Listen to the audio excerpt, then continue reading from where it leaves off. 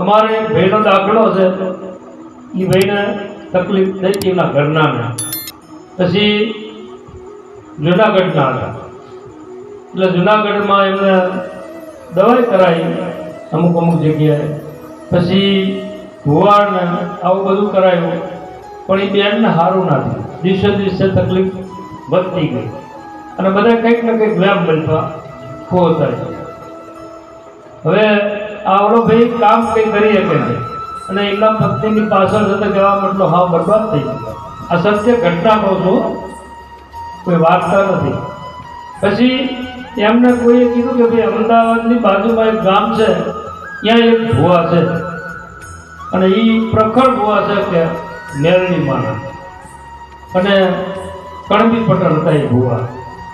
એટલે એ ભાઈ અમદાવાદમાં આવ્યા તો અમારા સંબંધી હતા એમના એ ભાઈ થાય. હવે એમની જોડે ગાડી નથી, ગાડી મારી જોડે હતી. ત્યાંથી અમદાવાદથી 12 ગામ જવાનું હતું, 15 કિલોમીટર દૂર. એટલે એ ભાઈએ મને કીધું મને કે મહારાજ અમારા ભાઈ આવ્યા છે જુનાગઢથી અને એમના ઘરના આવી તકલીફ છે, તો કે તમે ગાડી લઈને આવો ને. મેં કીધું આવું ભાઈ. મને તો ખબર હતી કે આ બધું શું છે, પણ છતાંય આપણે એમ કે ભાઈ એનો કંઈ વ્યાયામ હોય અને મળતું હોય તો સારું. એટલે હું એમની જોડે ગયો. ત્યાં ગયો તો 200-250 માણસો બેઠેલા અને એ ભુવા ધોણે. હવે ઇંગ્લિશ દારૂ આવે ને એની બોટલ એ પીવે અને ધોણે. હવે એ શેતાન કેવો ધોણે તો વિચારો.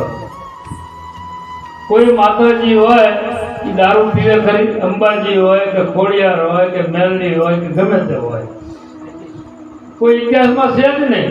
કારણ કે મેલડી કે કહેવા મતલબ છે તો દારૂ પીવે. આ તો આપણું કેટલું હડાહડ નામ કહેવાય. મેલડી કે બોકડો લે. આ બધું કહેવા મતલબ ગાંડ પણ છે કે સમજણ છે. કોઈ ઇતિહાસમાં છે, કોઈક દિવસ વાંચજો, દેવી ભાગવત વાંચજો તો ખબર પડે.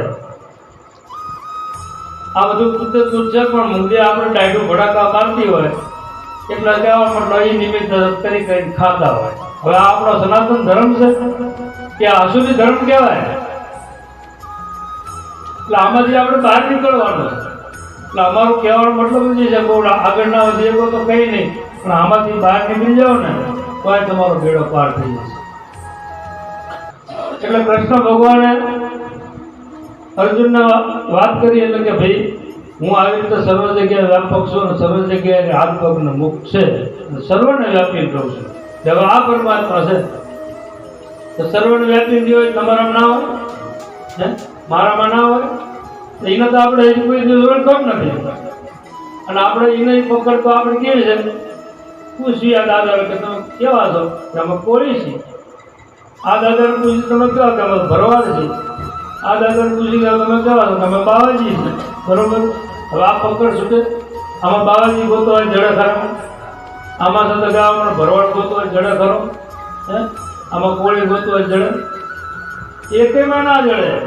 ભગવાન તો બધાને એક જ રીતે ઘડેલા છે, પણ આપણી ભૂલ પડી જાય છે. હવે આપણે સુધારવા માટે તો આપણી પાસે જ્ઞાન છે નહીં અને આ પકડી ગયેલું છૂટતું નથી.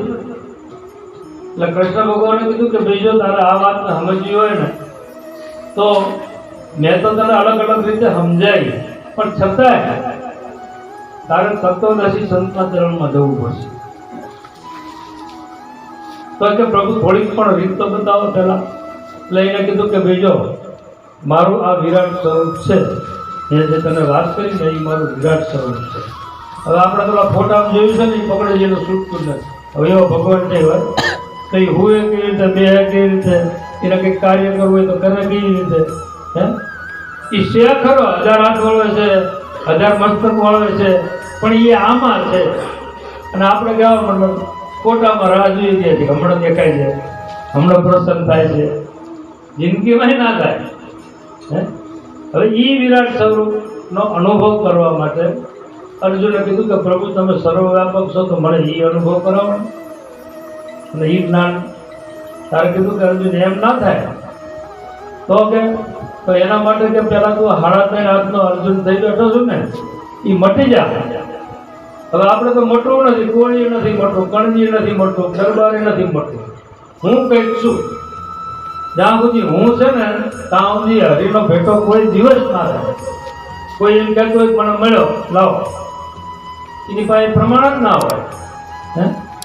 એટલે સંતો કીધું કે હુંથી હરિ વેગળો.